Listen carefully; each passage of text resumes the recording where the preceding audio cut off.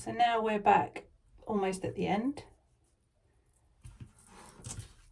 Just continue wrapping it, again covering about half each time until you get back to sort of the join.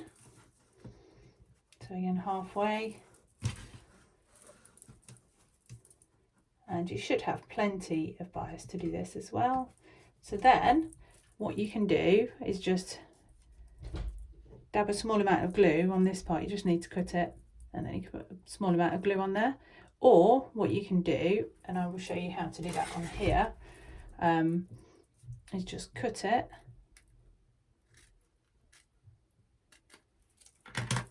and this bias which is left over, I've got a clever idea for using that later on once you've finished your embroidery and it's ready to hook up.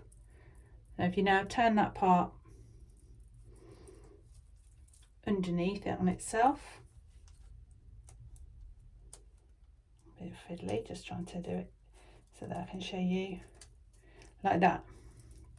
I will just stick a pin in that for now because I need to sort out my thread. Dropped my pin. And just stick a pin in it just so that it stays there. Obviously if I wasn't doing an instruction video I'd probably make sure it was a bit neater than this, but I'm just going to sew gently along that edge with a piece of thread. So just very quickly show you.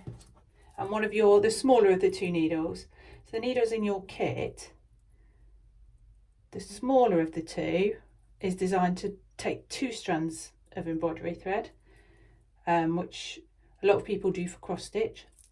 And then, this is a clever way with a knot as well, a bit funny, but lick your finger, take the thread and then cross it over your fingers, roll it and then pull the loop down, and you end up with a knot. And you haven't had to sort of tie a fiddly little knot, and it's quite a big knot as well, so it means it's less likely to come through your work. So just go in here. You might find you need a finer needle. I'm just going to do it quickly with the embroidery one.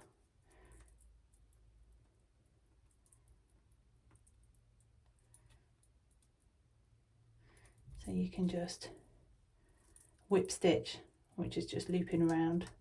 Like I say, probably not the neatest, but if you just catch a stitch there and a stitch there. Could have probably done with more of a darning needle for this. It's struggling to go through the bias.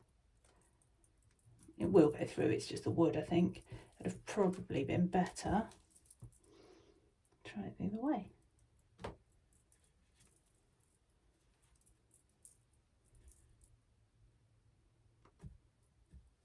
It's not much better, but you get the idea. There we go. Just at a different angle. Just trying to make sure it doesn't loop around the you just want to go in. And this can always be the back as well if it's not particularly neat. So I've just done that pretty quickly, and it's just to finish it off like so.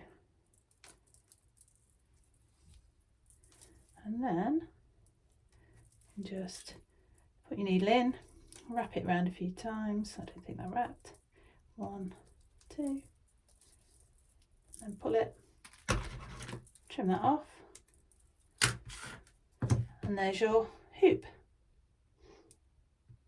I will show you next how to put in your fabric and transfer the design from your template in your kit.